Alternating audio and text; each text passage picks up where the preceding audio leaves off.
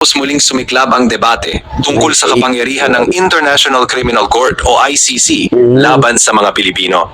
Ito ay matapos lumutang ang legal explanasyon na maaring hindi na ituloy ng Pilipinas ang sarili nitong investigasyon o prosekusyon kung may umiiral lang kaso o investigasyon sa International Tribunal tulad ng ICC. Pero ayon kay Leonen, iba ang Rome Statute dahil may epekto ito mismo sa relasyon ng Estado sa sarili nitong mamamayan. Dahil may international criminal liability na kasama. Dito niya binanggit ang 4 na pangunahing krimen sa Rome Statute: genocide, war crimes, crimes against humanity, at crime of aggression. Marami ang mga leader sa iba't ibang bansa ang sinampahan ng kaso ng ICC. Pero ang tanging si former President Digong Duterte lang ang naipadala talaga. Si Putin, yung taga-Israel, yung nila, Prime Minister ba nila yun, Presidente nila yun. O, diba? May kaso din sa ICC. Pero walang naglalakas loob na isurrender yung tao na yun. Diba? Pinoprotektahan nila kasi nasa bansa nila. Tanging si former President Digong Duterte lang. Alam niyo kung bakit?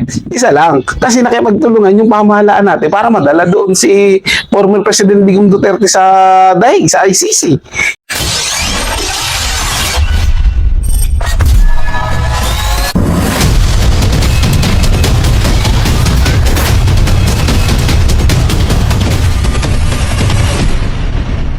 So yun ang mga insan, reaction insan muling nagbabalik at syempre pag-usapan natin ngayon mga insan yung itong balitang binasag ng Korte Suprema ang pag-abuso ng mga pro-impeachment. So ang ang video na yan na gagawa natin ng reaction mga insan ay galing yan sa channel ni Showbiz Chikadoro.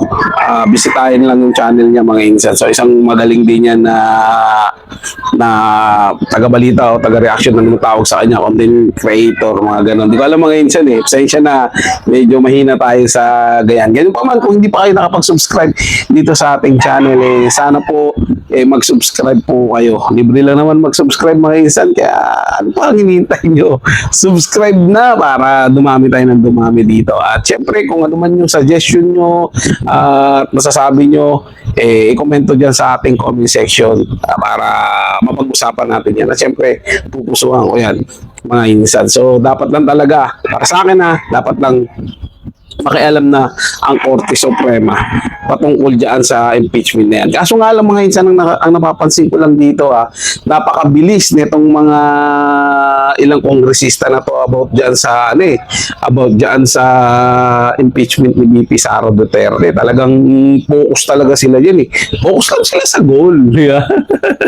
Ika nga, di ba nang yung mga distrito nila o yung kung party list ka, yung dahilan kung bakit ka nag-ano ng party list, yung mga isinusulong nila, baliwala na yung mga insan, basta ang importante, mahabol talaga nila yung impeachment ni VP Sara Duterte, makaganti sila sa mga Duterte. Yun lang po talaga yung nakikita ko doon mga insan, at hindi po ako naniniwalang totoo sila doon sa accountability ng corruption, dahil kung totoo yan mga insan, mas malaki ang corruption sa flood control.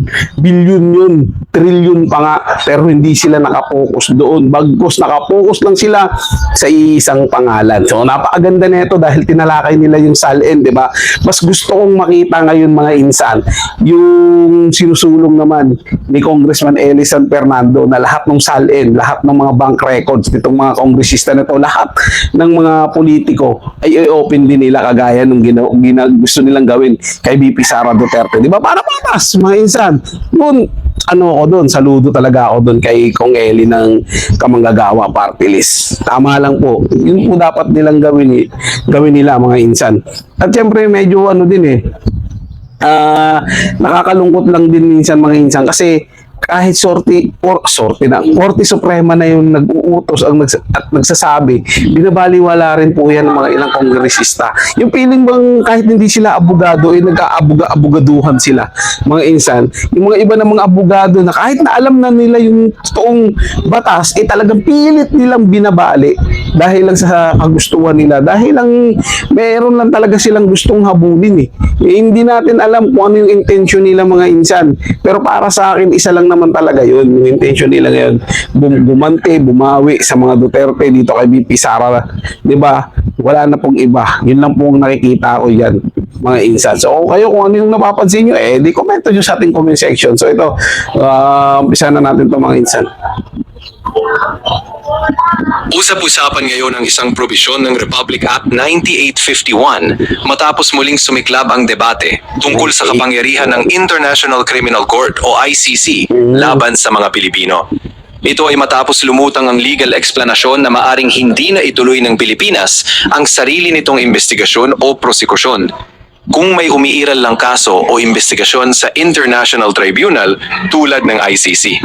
Ayon kay legal analyst Rene Co, malinaw umano sa Section 17 ng RA 9851 na maaring i-dispense o ihinto ng Philippine authorities ang local investigation in the interest of justice kapag may gumugulong ng international investigation.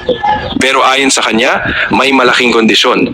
Bago umano makialam ang ICC, kailangan munang mapatunayan na hindi epektibo o hindi kayang tugunan ng local justice system ang investigasyon at prosekusyon.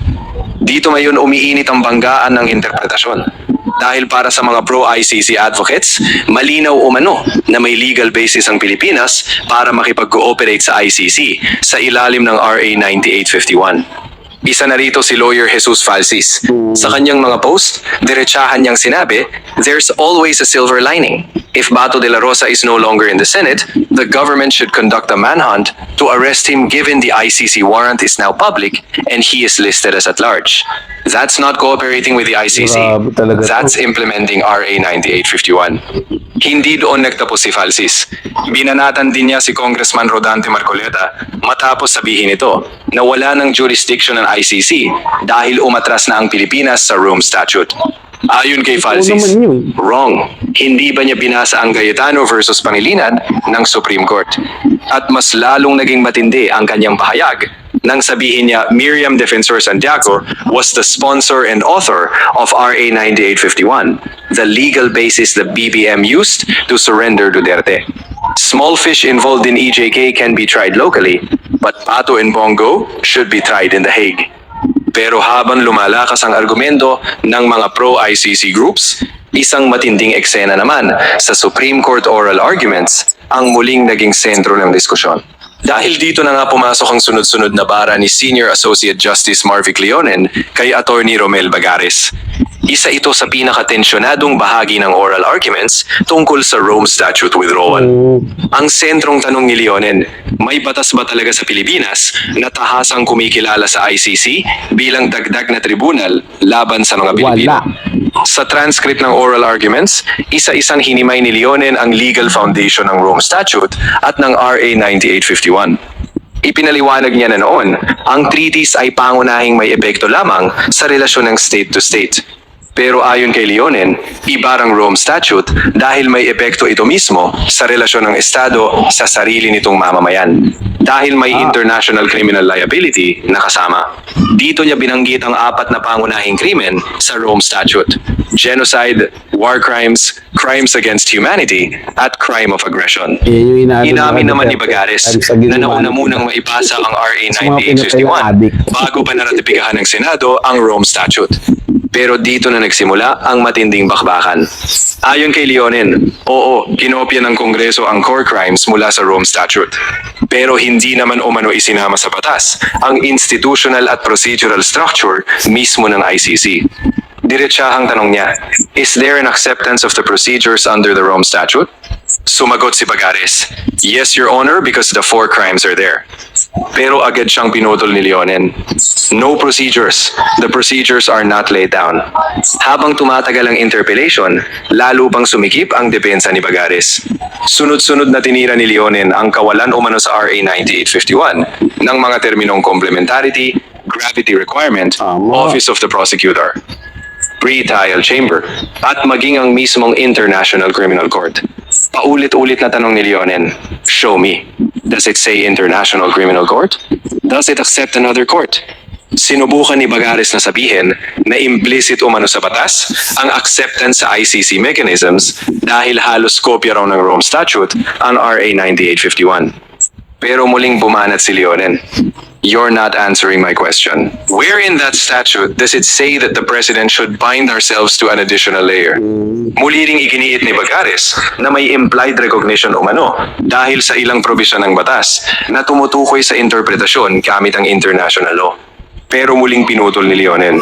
Interpretation of the act, which means the text must already be there. Where is the text, which actually says that it recognizes or allows the president to add another court? Habang papalapit ang dulo ng interpellation, lalong luminaw ang pangunahing punto ni Leonen na maaring pinili lamang ng Kongreso ang ilang bahagi ng Rome Statute Tama. para gawing domestic law sa ilalim ng RA Umulot 9851. lang sila ng... Pero hindi nito isinama ang buong ICC system. Ayon mismo kay Leonen, the House and the Senate agreed that only these parts of the Rome Statute would be part of domestic legislation. At nang tanongin niya kung may tahasang probisyon ba talaga sa batas na kumikilala sa ICC bilang dagdag na tribunal, napilitang umamin si Bagares. It's not there expressly, Your Honor. Sa huling bahagi ng oral arguments, tinanong pa ni Leonen kung nilabag pa ni dating Pangulong Rodrigo Duterte ang RA 9851 nang umatras ang Pilipinas sa Rome Statute. Sinubukan ni Bagares na sabihin na marami pa ring international obligations ang Pilipinas. Pero ibinalik muli ni Leonen ang sentrong punto. Did the President withdraw from 9851? Saglit na natahimik si Bagares bago sumagot. Huli siya, huli. No, Your Honor. Diba? At doon nagtapos ang mainit na exchange sa simpleng linya ni Leonen. So that's it. Thank you. Ang tindi na minsan. Magaling pala talaga to si Leon. Hindi nakasagot yung pro ICC. Pahiya siya lagi kada niya sabihin merong sagot sa kanya si Leon At ito lang mga insan marami ang mga leader sa iba't ibang bansa ang sinampahan ng kaso ng ICC. Pero ang tanging si former President Digong Duterte lang ang naipadala talaga. Si Putin, yung taga-Israel, yung Prime Minister ba nila yun, Presidente nila yun. O, diba? May kaso din sa ICC. Pero walang naglalakas loob na isurrender yung tao na yun. Di ba pinoprotektahan nila kasi nasa bansa nila. Tanging si former President Digong Duterte lang. Alam niyo kung bakit? Isa lang. Kasi nakipagtulungan yung pamahalaan natin para madala doon si former President Digong Duterte sa daig, sa ICC. Yun lang naman yun Kasi kung tinuloy o tinupad ni Bongbong Marcos yung sinabi niya na, no. Hindi tayo makikipagtulungan sa ICC. Diba? Hindi mangyayari mapapadala nila si President Digong doon. Kasi sila, pamahalaan nga mismo ang gumastos, diba? Ng pagpapadala doon kay former President Digong Duterte. Naalala niyo si Remulla noon, si John B. kaya yabang pa. Join doon nila yan. Sama-sama silang pinagkaisahan daw nila yun. Tapos dahil nga sablay, bigla nilang binawi yung kwento na hindi, dati joint effort, yan, hindi na Di ba? Mga ganun mga insan. So ito, tuloy natin ito mga insan. Para ngayon sa ilang legal observers, malinaw umano ang gustong idiin ni Leonen na maaring kinopya ng Pilipinas ang crimes mula sa Rome Statute pero hindi automatikong ibig sabihin nito na isinuko na rin ng bansa ang buong judicial process nito. At hindi lang si Leonen ang nagpahayag ng ganitong punto. Nagbigay rin ng mas malalim na paliwanag si retired Supreme Court Justice Noel Dijam tungkol sa ICC warrants of arrest. Ayon kay Dijam, hindi bahagi ng customary international law ang automatic review o automatic implementation ng ICC warrants sa loob ng isang bansa. Aniya, ang ICC ay treaty-based institution lamang at ang enforcement ng warrants nito ay nakadepende pa rin sa local laws at constitutional safeguards ng bawat bansa. Ipinaliwanag din niya na kahit may obligasyon ng isang state party sa Rome Statute na makipag-cooperate, wala namang kapangyarihan ng ICC na lampasan ang constitutional protections ng isang mamamayan. Dagdag pa niya, ang national courts ay hindi simpleng rubber stamp lamang ng ICC warrants. May kapangyarihan pa rin umano ang local courts na suriin kung nasunod ang due process, constitutional rights, at local procedures. lalo na sa isang bansang umatras na sa Rome Statute tulad ng Pilipinas. Ayon kay Tijam, one thing is clear, an ICC warrant cannot disenfranchise a Filipino citizen of his constitutional right to due process of law. At dito ngayon lalong umiinit ang debate. Dahil para sa isang panig, sapat na umano ang RA 9851 para bigyang daan ng ICC cooperation. Pero para naman sa kabilang panig, malinaw umanong iba ang pagkopya sa crimes kaysa sa tahasang pagsuko ng judicial sovereignty ng bansa sa isang international tribunal. Samantala, may bagong argumento na muling nagpapainit sa usapin ng International Criminal Court o ICC. Matapos maglabas ng matinding babala, ang International Criminal Law Barrister na si Eleanor Stephenson kaugnay sa isinusulong na jurisdiksyon ng ICC laban kay dating Pangulong Rodrigo Duterte. Sa kanyang inilabas na pagsusuri, diretsahan niyang sinabi na maaring malagay mismo sa alanganin ang kredibilidad at autoridad ng ICC kung ipipilit umano nitong gawin ang kapangyarihan sa isang bansang malinaw ng umatras at tumanggi rito gaya ng Pilipinas. Ayon kay Stephenson, the court risks undermining its own authority by seeking to claw back jurisdiction in a sovereign state that has rejected it. Ipinaliwanag niya na umatras na ang Pilipinas sa Rome Statute noong 2019 at noon pa man ay malinaw na umano ang punang na itinuturing nitong threat to sovereignty ang ICC. Pero kahit hindi na miyembro ang bansa, ipinagpatuloy pa rin umano ng ICC ang pag-aangkin ng jurisdiksyon sa mga kasong nangyari noong miyembro pa ang Pilipinas sa Rome Statute. Paano? May tulong ng Dito ngayon pamahalaan ng lalong umiinit Pilipinas. ang legal debate. Dahil ayon kay Stephenson, hindi naman umano failed state ang Pilipinas at mayroon pa rin gumaganang korte, prosecutors at justice system na kayang magsagawa ng sariling investigasyon matagal ang justice at system ng prosekusyon Pilipinas, kung kinakailangan. Aniya, ang prinsipyo ng ICC ay complementarity lamang. Ibig sabihin, papasok lamang umano ito kapag hindi gumagana o ayaw umaksyon ng local justice system. Hindi umano ito dapat pumalit o mangibabaw sa domestic courts ng isang sovereign nation. Binanggit din sa kanyang pagsusuri ang naging tindig ni dating Justice Secretary Menardo Guevara na tumangging katawanin ng gobyerno sa usaping may kaugnayan sa ICC proceedings laban kay Duterte dahil sa paniwalang wala na umanong jurisdiksyon ang ICC sa Pilipinas matapos ang withdrawal sa Rome Statute. Habang tumatagal ang usapin, mas lalong lumalalim ang tanong na ibinabato ngayon ng ilang observers at netizens. Kung may sarili namang functioning justice system ang Pilipinas, bakit tila minamadali pa rin umano ng ICC ang pag-angkin ng kapangyarihan? May ilan mang nagsasabing dapat managot ang sino mang mapatunayang lumabag sa batas. May mga naniniwala rin na delikado umano kapag nasasagasaan na ang usapin ng soberanya, constitutional process at judicial independence ng isang bansa. Sa dulo ng kanyang pahayag, nagbigay pa ng matinding babala si Stephenson tungkol sa posibleng epekto nito sa mismong ICC. Ayon sa kanya, the instinctive reaction of those who care about the long-term strength and sustainability of international criminal law should be to recoil. At habang nagpapatuloy ang banggaan ng interpretasyon sa pagitan ng international obligations, national sovereignty at constitutional process, lalong umiinit ang tanong. Hanggang saan lamang ba ang kapangyarihan ng ICC at kailan nagsisimula ang hangganan ng soberanya ng isang bansa? At habang patuloy ang banggaan ng legal interpretation, iisa ang malinaw. Hindi pa tapos ang pinakamalaking constitutional debate tungkol sa ICC at sa tunay na saklaw ng RA 9851 sa Pilipinas. Dahil may bumabali ng batas eh. 'Di ba? Malinaw naman 'yan kung functional yung justice system ng Pilipinas, dapat dito gagawin yung paglilitis na yan. Kaso nga lang, kung maalala yung sinabi ni Boying Remulla, di ba, na hindi daw kaya dito kasi sa ICC nga daw isinampa yung kaso at natatakot daw yung mga nagsampa ng kaso na baka balikan sila ng mga Duterte. Eh kahit saan naman yun, kung gusto silang balikan, mababalikan sila, di ba? Kaso nga hindi nga ginagawa dahil wala namang plano talagang gawin yun ng mga Duterte. Taliwas yan sa mga sinasabi nila. Di ba? Totoo naman yung mga insan eh. Kasi kita mo kung totoo yung mga binibintang nila sa mga Duterte, di sana lahat yan ngayon. Lahat nakita naman natin kung sino sila eh. Oh, pati dyan pa rin sila, nananatili pa rin sila. Sabi nila mga Duterte daw, mamamatay tao. Eh bakit yung mga umaalippusta sa kanila, yung mga vlogger na grabe magmura sa kanila, hindi naman nagagawa ng masama. Diba? Patuloy pa rin na mamayagpag.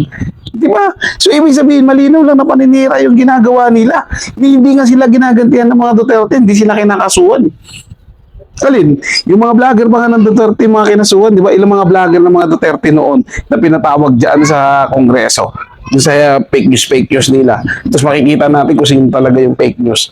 Di ba? Ang nakakadismaya lang dito mga inisan, pati yung mga mainstream media, hawak din ng gobyerno.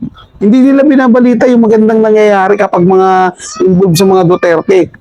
Pero pag pangit, paniguradong makakasira sa pangalan ng mga Duterte, ang bilis nilang gagawa ng balita yan. Magkukumahog yan, lalo na yung mga bayarang vlogger. Ganun ang gagawin nila, mga insan. Di ba?